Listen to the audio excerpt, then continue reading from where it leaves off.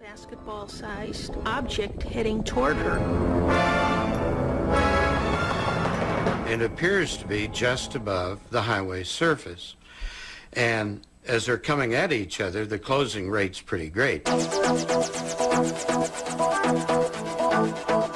And she can see what looks like a pinwheel configuration, little sort of plumes coming out around it, as though it's rotating rapidly. Although rotating orbs are commonplace in UFO lore, one element of this story puts it into another league entirely. Suddenly, there's an impact on the passenger side of the top of the car, which she could feel and hear quite distinctly. And the thing continues to fly away. And immediately she pulls over and, obviously scared to death, gets out of the car, and she finds a trail of a sort of yellowish residue on the red paint. This residue is what ufologists classify as trace evidence.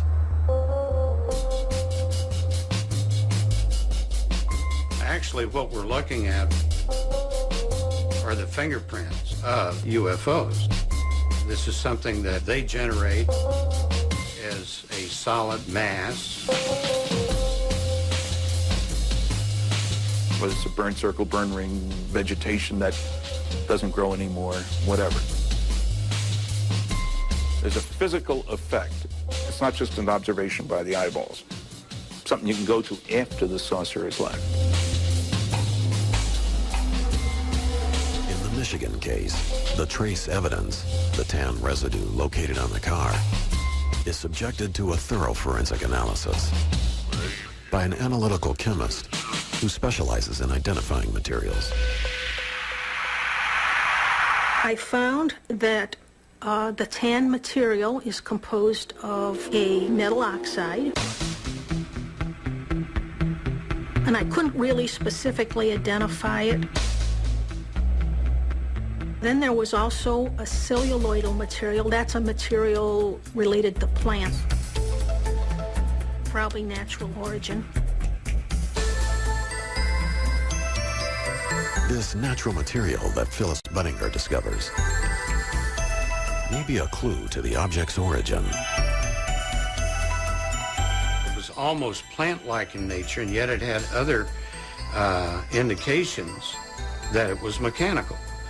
And the most interesting thing to me was that she determined, because of residue on this material, that this thing probably, very probably, had been submerged in a farm pond or something like that a short time before it impacted the automobile.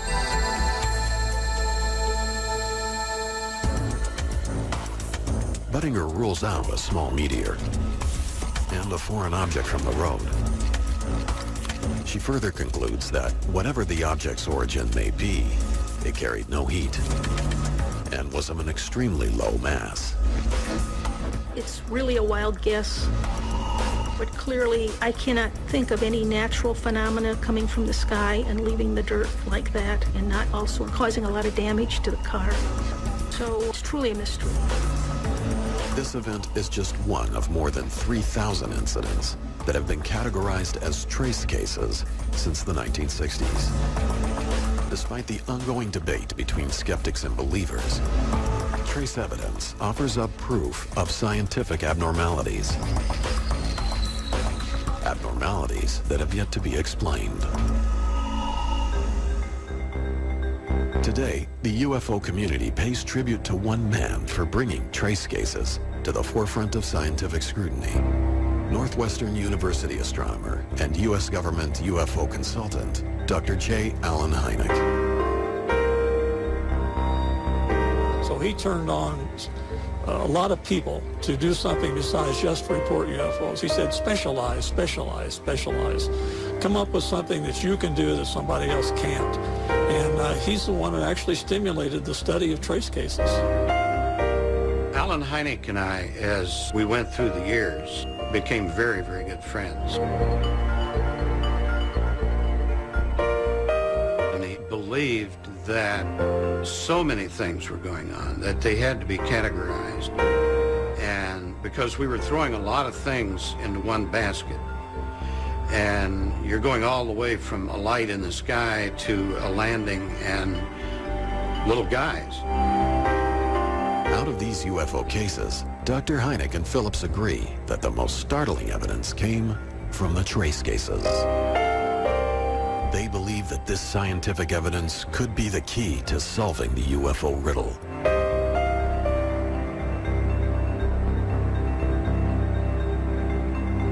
When we could get to a site early on enough to be able to do compression tests on those indentations and determine a fairly accurate weight distribution.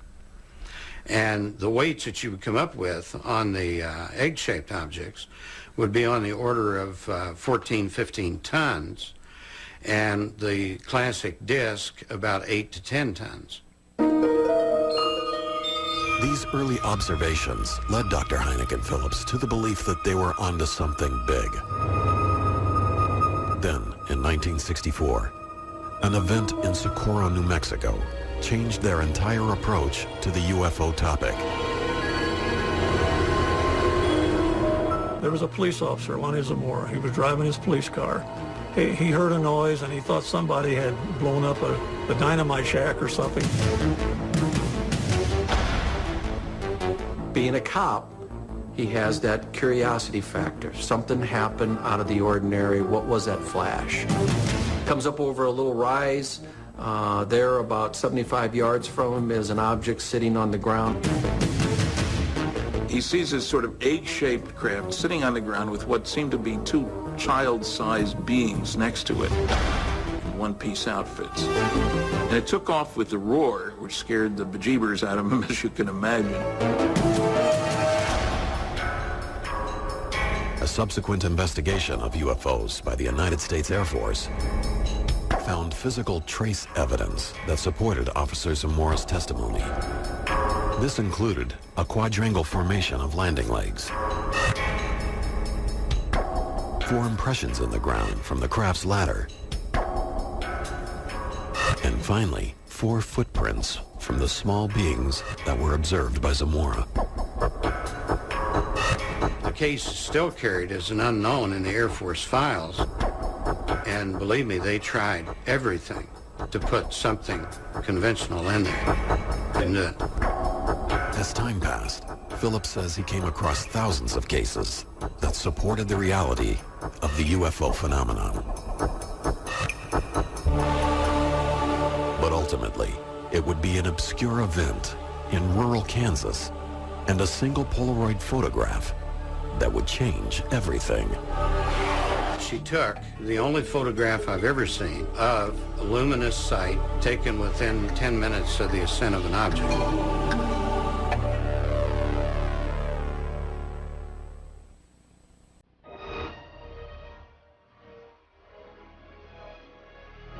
November 2nd, 1971, Delphos, Kansas. 16-year-old Ronnie Johnson begins his chores on a small farm at approximately 6:30 in the evening. What occurs next not only changes Ronnie's life forever, but also influences the researchers of UFO trace cases for more than 3 decades.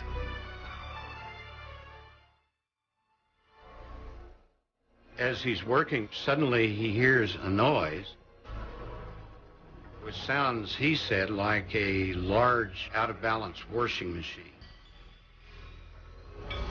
It was very loud, and the area lit up.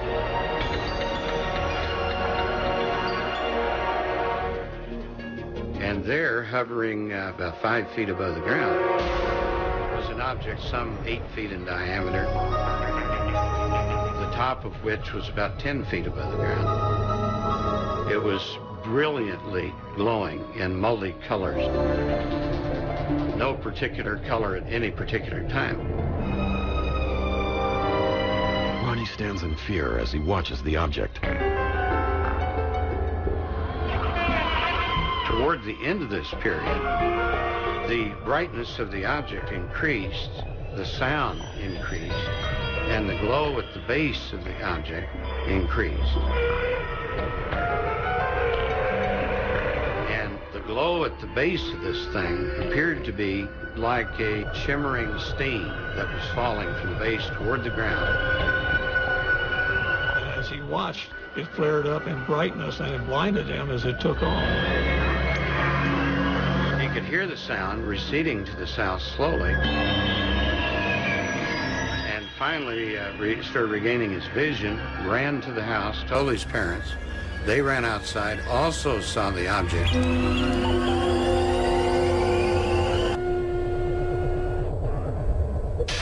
After they observe the object in the sky, the Johnsons walk over to where the young boy had said the craft was hovering. The family is astonished by what they see. They saw this big luminescent ring in the ground and luminescence on the trees nearby. So they ran to the house and they drug out the old Polaroid camera. And it had one image left. And they went out and she took the only photograph I've ever seen of a luminous sight taken within 10 minutes of the ascent of an object. This is the actual Polaroid photograph taken by Ronnie's mother, Irma Johnson. After photographing the glowing ring, the family quickly realizes that there is much more to discover. Ron's parents both touched the newly deposited substance that was released by this UFO, and immediately their fingers became numb. Mrs. Johnson touched her leg with her hand, and her leg became numb. Frightened by the physical effect on her body, the family continues to survey the property for additional clues to what could possibly have happened. The only route into this area is around a tree, 7-inch diameter tree, that was lying on the ground. The previous afternoon, the tree was upright and fine. Could this tree have been knocked down by the craft Ronnie witnessed? The Johnson family is left clueless. The next day, Sheriff Ralph Inlow launches an investigation on the property. When the sheriff arrived and he went out into the site, he was the first one to notice a broken tree limb, which was broken 8.5 feet above the ground and initially had projected out over the edge of the ring. So he decided, well, probably this is broken back and downward because of an object or a solid something that went in there. Sheriff Inlow also discovers a mysterious residue inside the ring. And by that point in time, the ground surface of the ring was a pure white crust, very hard. And as shows up in the photograph, its contrast to the soil in the center and the soil around it is remarkable. Perplexed by his findings, Sheriff Inlow bottles soil samples and locks them in his office safe. 4 weeks later, when word reaches Dr. Hynek about the Delphos event, he sends Ted Phillips to investigate. When I arrived at the farm, I talked to the witnesses briefly, and they took me out to the site of the ring, which was a mud bog. And to my amazement, here in this black, wet, sloppy, water-retaining soil was a perfectly outlined ring of snow, unmelted snow, and totally covered, just the ring. And it was an amazing thing to see, so I shot a lot of photos of it. The unmelted snow in the ring is a startling piece of evidence in Phillips's investigation. The ring at the landing site is hydrophobic, or water repellent. Something has affected the soil. Well, this is very significant because the same thing has happened in a lot of cases where UFOs have landed or nearly landed. They have changed the soil and changed the plant life so nothing grows.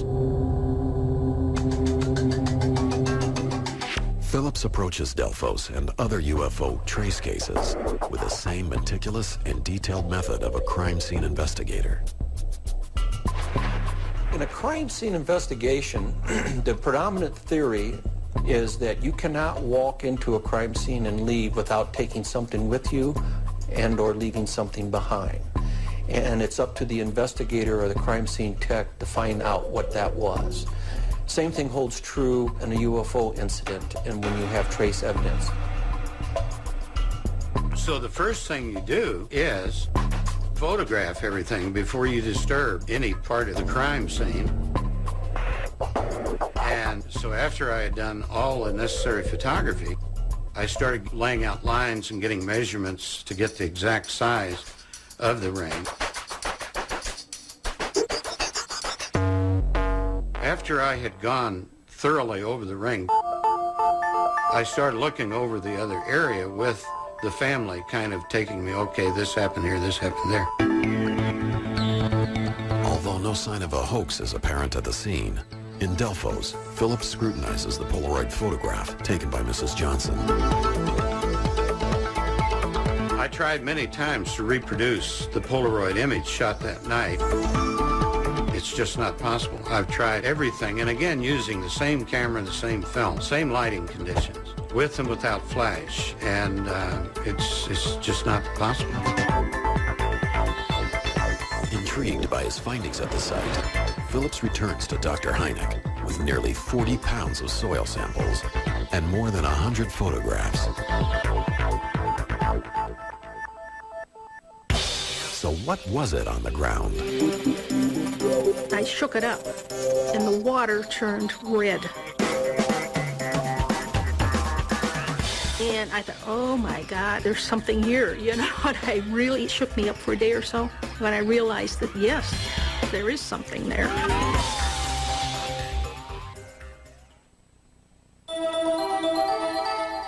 Beginning in the 1960s, Dr. J. Allen Hynek believed that trace cases might be the key to solving the UFO enigma.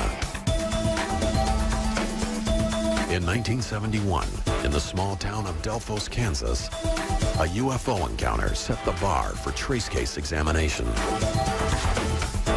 Hoping to obtain a valid and unbiased scientific opinion on the case, Dr. Hynek enlisted the help of a few brave scientists who concluded that the soil of the Delphos ring was considerably different from the normal ground soil.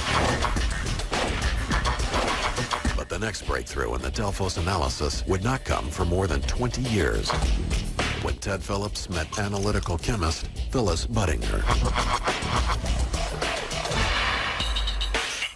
Inside the scientific world, Budinger's expertise is known as spectroscopy. Spectroscopy is a group of techniques. You can also quantify things in liquids and gases. And each molecule will react differently with the light and giving absorption bands, and the result is a unique spectrum. Much as DNA is unique to each human. To investigators outside the scientific world, simply put, you give Budinger dirt from Delphos, and she will tell you what's in it. So in 1999, Phillips sent samples to Budinger's Frontier Analysis Laboratory in Chagrin Falls, Ohio, for study. I really didn't know what to expect. I knew there was some organic substance there. I didn't know what I was going to find. I'll never forget when I first got them. I put some in a test tube, put water on top of it, and I shook it up, and the water turned red. And I thought, oh my God, there's something here, you know. And I really, that shook me up for a day or so when I realized that, yes, there is something there.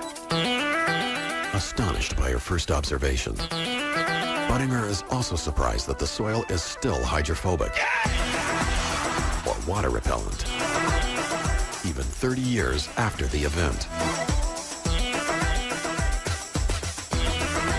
In 2006, she recreates the experiment in her laboratory, and her results are exactly the same. Okay, I'm going to show you that the Delphos ring soil is still hydrophobic after all these years. I'm going to add these approximately the same amount of water.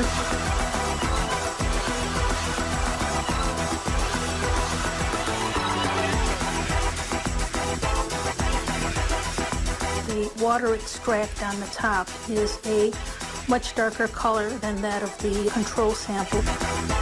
So clearly something has been extracted.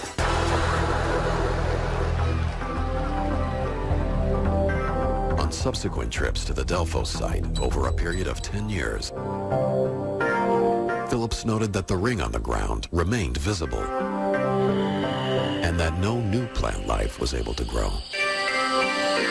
Although researchers cannot explain why they believe the craft made the soil hydrophobic, Budinger offers a scientific reason for how.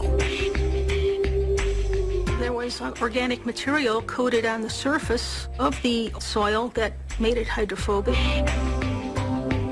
And this organic material was identified by myself as fulvic acid.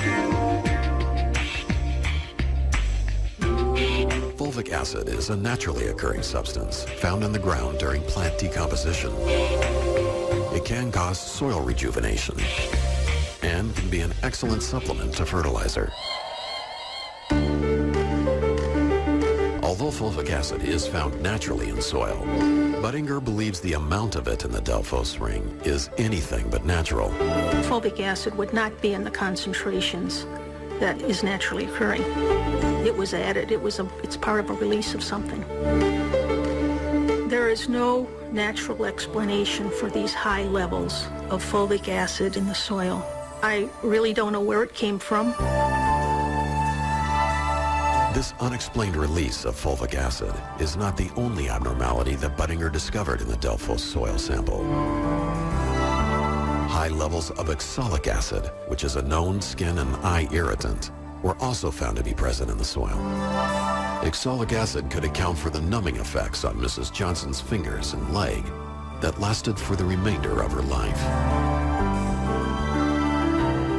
But for scientists, this compound, coupled with the fulvic acid, makes way for some interesting speculation on the glowing effects of the soil.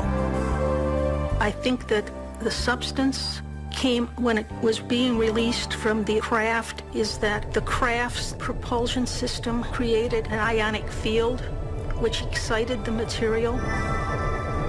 And I think when it fell, it was luminescing from the interaction with the ionic field of the craft. And I think it's a clue to the propulsion system of this machine.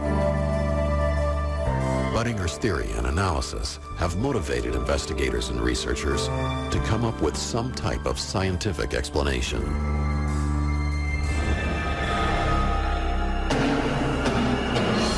Years after the Delphos incident, another trace evidence case causes widespread panic in Missouri. All the people are screaming, and it's hovering there 10 feet above the ground.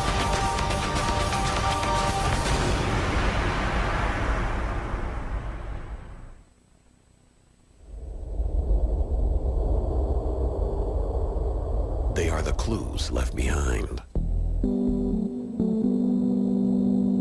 From a quadrangle formation of landing legs in Socorro, New Mexico, to a mysterious glowing ring in Delphos, Kansas,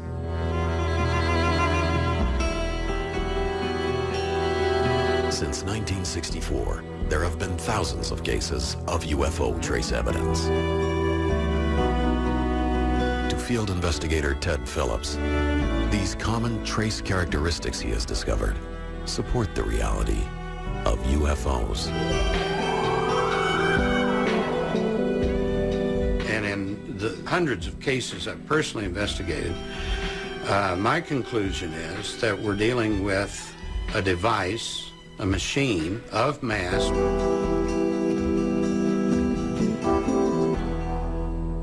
constructed by an intelligence and under the control of something intelligent. And that's obvious by the things that they do, the way they maneuver into a landing site, out of it, a number of things. September 1st, 1974. Langenburg, Saskatchewan, Canada. For farmer Edwin Furr, a routine chore turns into one of the most frightening experiences of his life. Furr observed this object near the ground. He stopped and went over very close to it. And he could see it was metallic looking. It was flat on the bottom. It was domed on top. It was hovering just a foot or so above the ground. And he's 15 feet in daylight away from an object. No sound. It's spinning, rotating at a very high rate. In the surface of this thing, he said it had a very old and used up appearance. And in it he could see dark sort of grooves. At the base he could see a sort of wide belt that went around the lower section. Shocked at what he encounters, Furr slowly retreats back to his tractor, hoping to escape from the object. As he climbs back on, his shock turns to terror when he realizes there is more than just one UFO. And he could see there were four more. And they were sort of equidistant from each other in a semicircle around the high grass. All same type of objects, same configuration, same color, all rotating. The ground, or the crop underneath the object, was spun in a spiral. And the plants were rotated and knocked down underneath each one of these. After hovering in the field for a few minutes, the objects begin their ascent. The objects ascended silently, vertically, in a step formation. Object 1, 2, 3, 4, 5. And as they ascended vertically, silently, he could see beneath each object two vent-like extensions, out of which there came a 6-foot-long plume of gray material.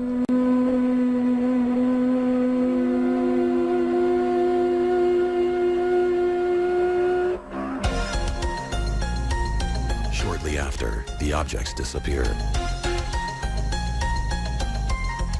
After Furr's encounter, Constable Ronald Morier of the Royal Canadian Mounted Police receives word of the event and visits the Furr property. The physical trace evidence that he discovers puzzles the investigators. Here were 5 rings, all swirled, compressed in the same direction, all counterclockwise. And the central area in each of the rings was unaffected. The grass was standing up normally. And their sizes ranged from 8 foot in diameter to 11 feet in diameter.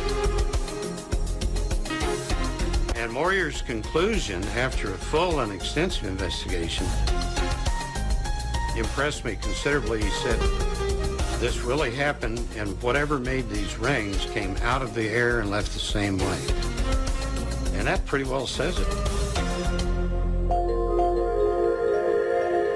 More than 3 decades have passed since the event, and multiple field investigations have not produced a single logical explanation.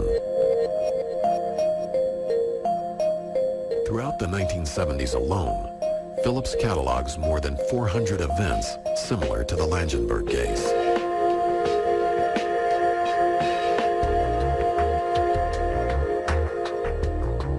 October 8th, 1978.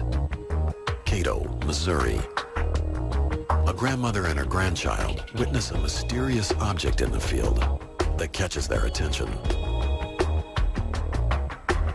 She could see an oval white something sitting in the field. And I found later that this was about 185 feet from the house. And so she called her husband. He called his son.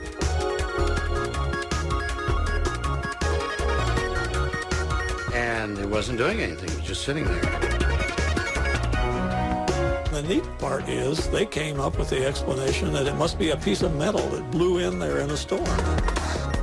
So they didn't say it's a UFO out there. They said, you know, something's in our field and it shouldn't be there. We got to get it out. When the father starts his tractor to move the object, something strange occurs. The object leaps about 10 feet straight up into the air. Reaction. Control. And this thing is only like 4 feet in diameter. And all the people are screaming. And it's hovering there 10 feet above the ground. The object then begins an ascent away from the property. Not fast, just kind of cruising. No sound at any time. And the object is rotating. No wings, no engine, no visible means of support. It continues its climb. It makes a definite right turn, which I find later is across the wind. Flies to the right slightly for a few feet. Makes a very strong left turn across the wind. Another right turn and continues to climb. As the object increases elevation, the witnesses report that it merges with a second, much larger cylindrical-shaped UFO in the sky. And the cylinder flies away at a pretty good rate of speed. And so the farmer and his son walked to the spot where the object had been. And they arrived there to find a 4-foot area of dehydrated plants. And the whole site already is turned a very dead, wilted brown.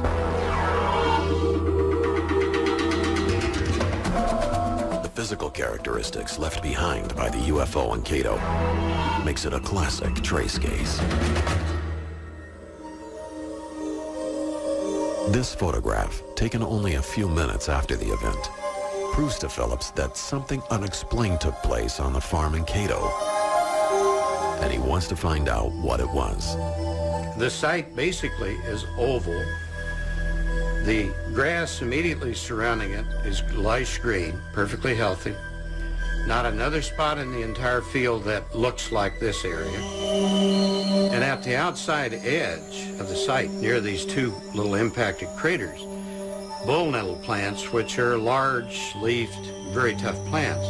The leaves were not burned, but they were drawn up tightly, as though some kind of heat generated and they closed up.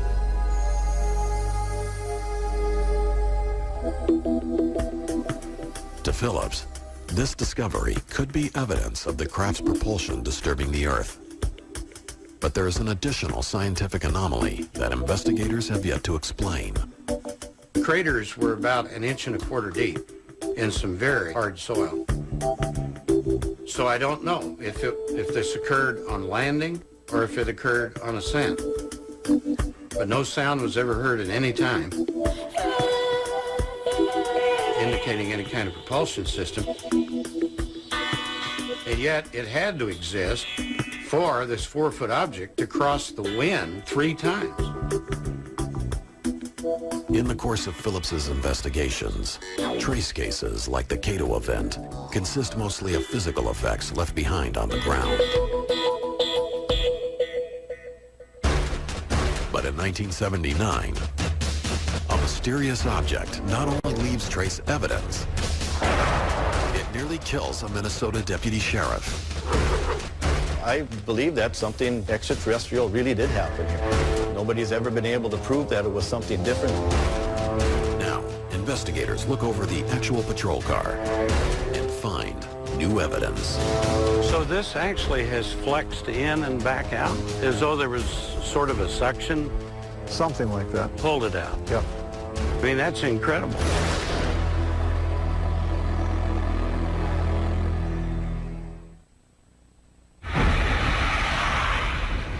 August 27th, 1979, Warren, Minnesota. It was a routine patrol for Deputy Val Johnson. But at 2:19 a.m., his life would suddenly change. He sees a light off in the distance on an adjacent road, blacktop highway, two-laner, and figures that it may be a small aircraft with a landing light coming in to make an emergency landing. So he turns down that road to see if he can render assistance. Almost instantaneously, that light went right from like a mile and a half away to right in his face. And he ended up crashing the car. After the crash, police dispatch receives a call for help. 407, what's the problem? I don't know. Something just hit my car. I don't know how to explain it. Strange. One of the law enforcement officers who saw the damage firsthand was Marshall County Sheriff Herb Morstead. Sheriff Morstead, a deputy at the time, vividly recalls the night of the encounter with the actual car from the event. And Val Johnson was still in the car. He was dazed and seemed kind of confused, didn't know for sure what had happened to him. And there was considerable damage to the car that was documented at that time. He was driving a Ford LTD, and you don't damage an LTD with some little trivial thing. There was quite an impact. The physical damage to the car baffles the investigators on the scene.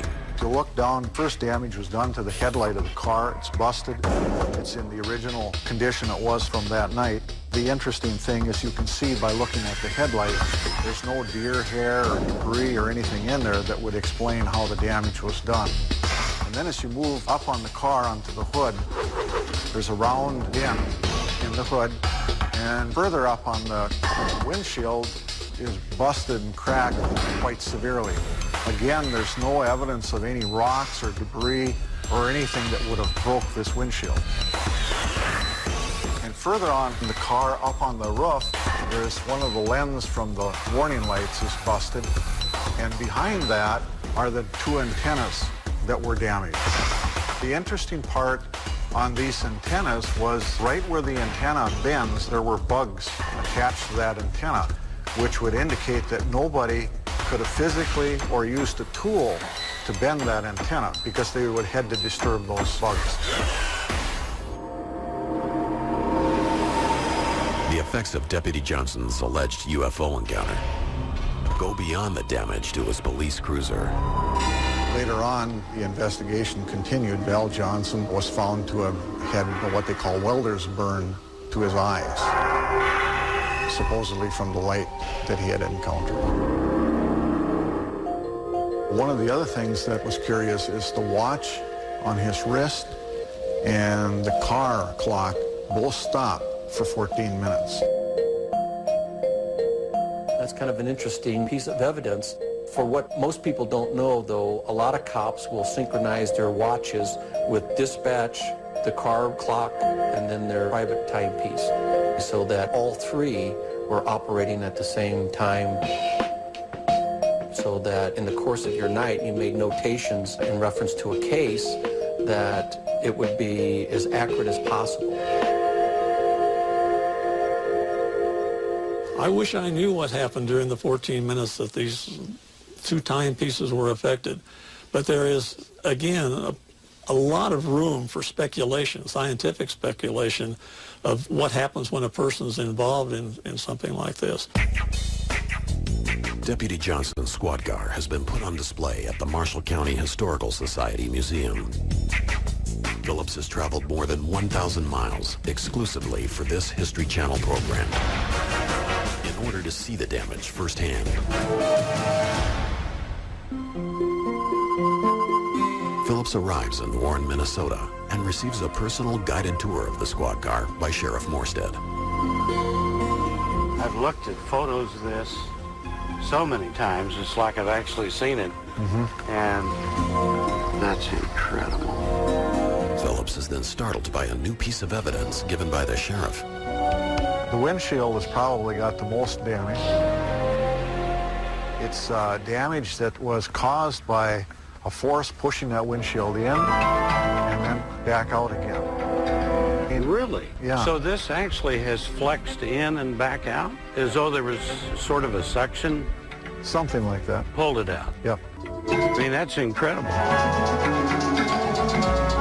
For more than 3 hours, Phillips and Sheriff Morstead survey the car and discuss the case. Phillips also learns that current law enforcement officers have no doubt about Johnson's story. Well, I believe Officer Johnson, when he was working as a deputy, I believe he was honest that night. He told the facts. Al Johnson was a good, honest man, a good deputy sheriff, and I have no reason not to believe him. When an officer comes forward with a story of an encounter, he or she risks everything. Their career, their personal life, maybe their marriage, their family. They're putting it all on the line.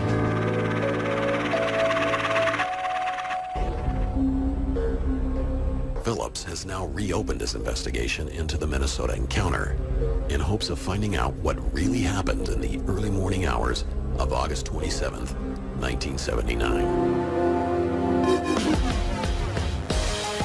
Many researchers believe that this trace case, along with thousands of others, will eventually lead us to the truth about UFOs. I think landing trace cases, physical trace cases, are a very important aspect of the whole picture, especially when people say there is no evidence. Well, fingerprint is evidence, isn't it? So often you hear people say, well, I don't believe in UFOs, or I'll believe it when I see it. Well, the significance of that is they could just look at a trace evidence case and they can say they've seen it. It gives us evidence that, along with the witnesses' observation, that there is something out there. I think what we're finding at the landing sites certainly confirms the reality of what are called UFOs. And it confirms them because it is proof positive that something very unusual took place, and what remains there is inexplicable. And it's probably the biggest story of mankind if we come out and show people the